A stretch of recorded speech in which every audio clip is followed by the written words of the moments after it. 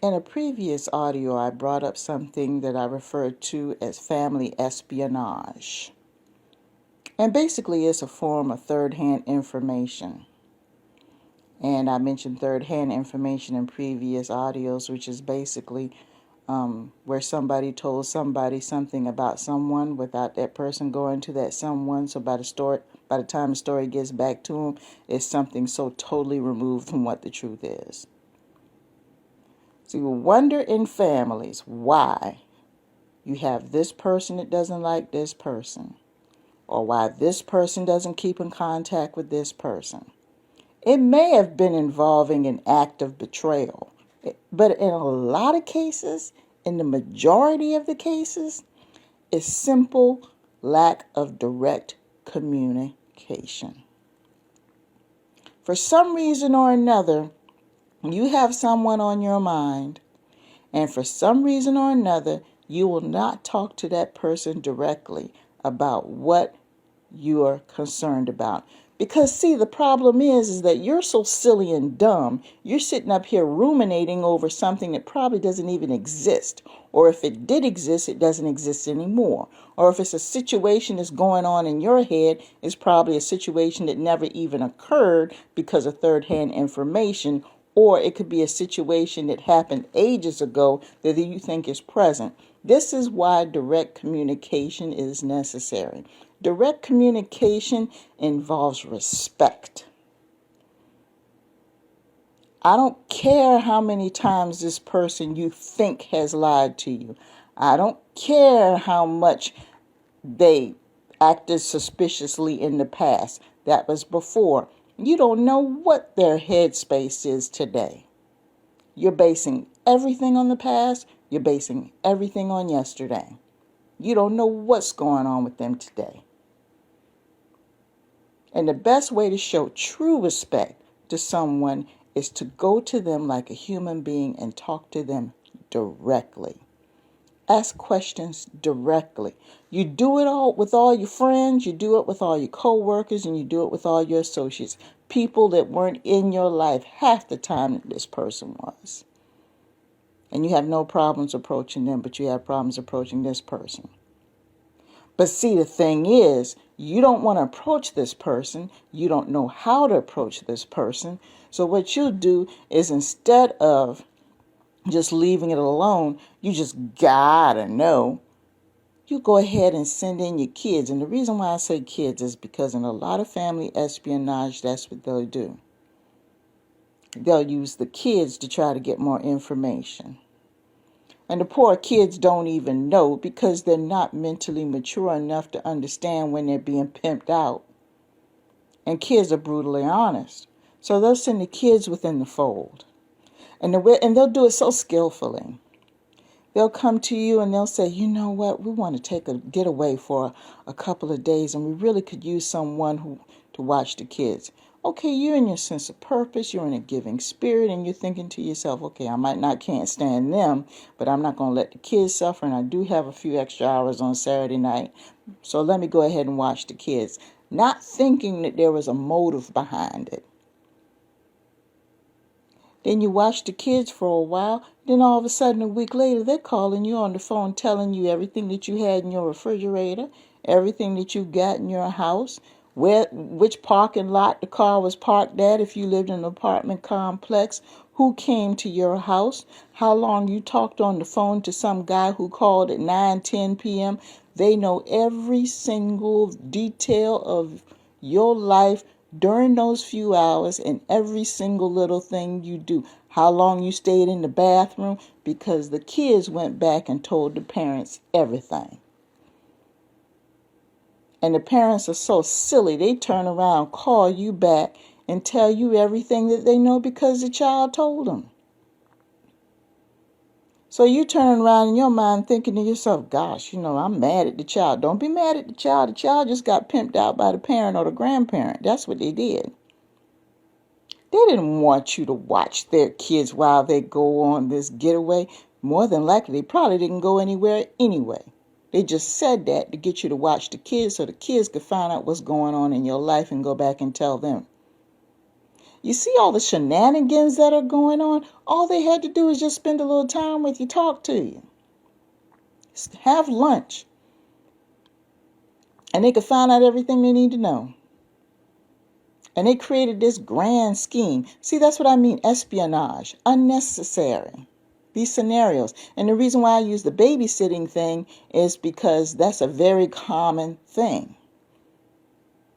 I want you guys to sit down and think about that. Think about the fact that you might have that relative that you don't have that close of a relationship with, but you have a good relationship with the child.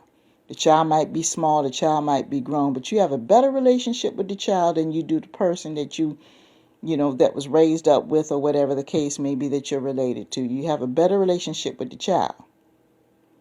And the child doesn't realize they're being used to give that person information. They can't come to you directly for nothing. Why do you think that is?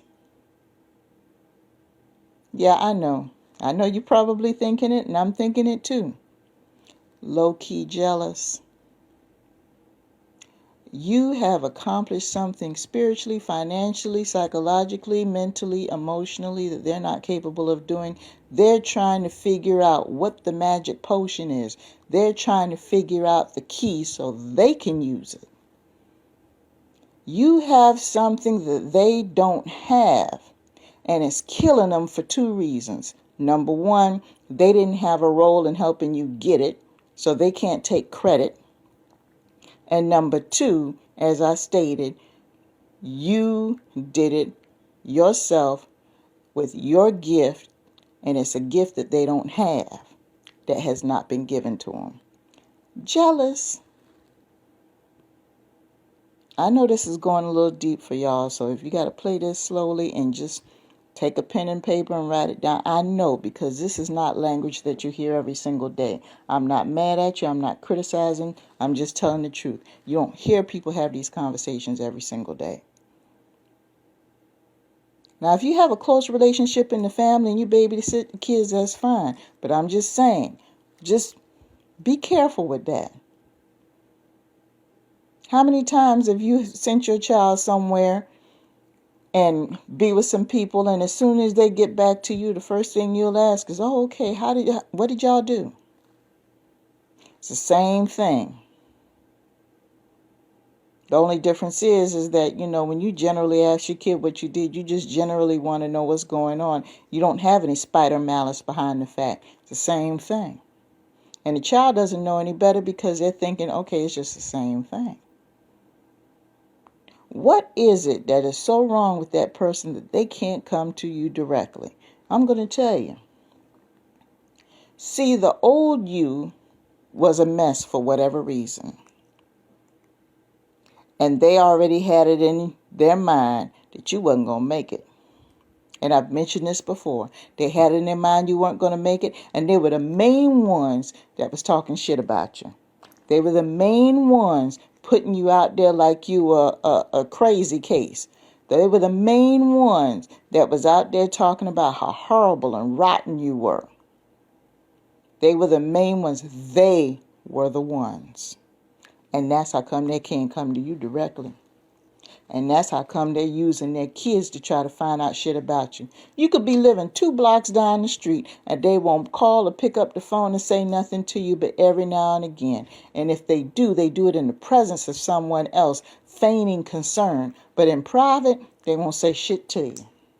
They'll put on a front in front of everybody else like, "Oh, I love you more than you can think. You just don't realize how much I care about you," this, that, and the other. But have you noticed that every time they pay you those compliments, it's in the presence of somebody else, but behind closed doors? They either talk shit to you, talk shit about you, or don't talk to you at all.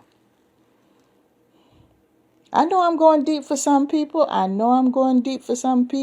But I'm trying to show you the different types of tactics that people use.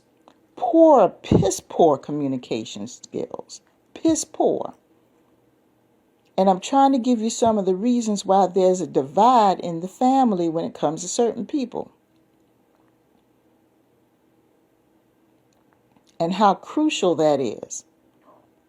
They might get together during a crisis, and that's the only time they communicate with each other. And for some people, that's probably best, because the people that they're dealing with are probably too toxic.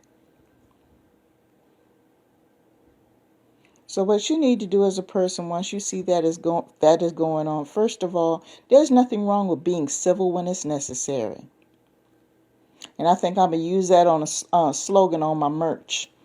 So I'm working on merch line. Be civil when it's necessary.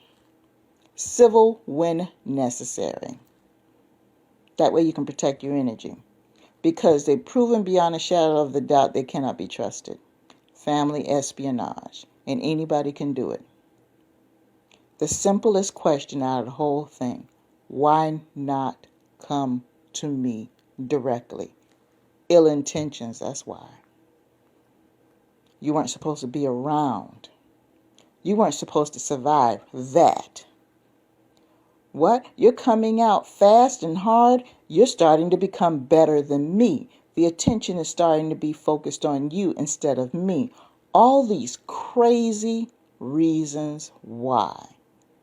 They look at your success as an attack on them. Let me say that again. These people look at your success as an attack on them. You heard me. So like I said, there's one or two ways of handling that. If someone is involving, espionage, try to get information. You can get all the parties involved together and make your point very clear, either direct or not.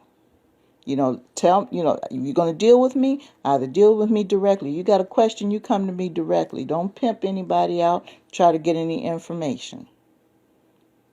Do that. Or if you can't get all the parties together and you just to the point where you don't even want to defend yourself, you're just kind of done, distance yourself. Make yourself a little less accessible.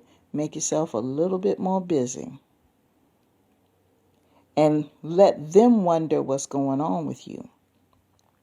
I know it's a form of manipulation. But see, manipulation can be used in a good way, and I'm going to talk about that in another video. You're like, what? What you mean manipulation is in a good way? Yeah. It could be used in a good way. It could produce some good things if you manipulate some things. There's some things in this life, there are times where you're going to have to manipulate some situations for the greater good. And I'll talk about that later on. I'm working on that material now.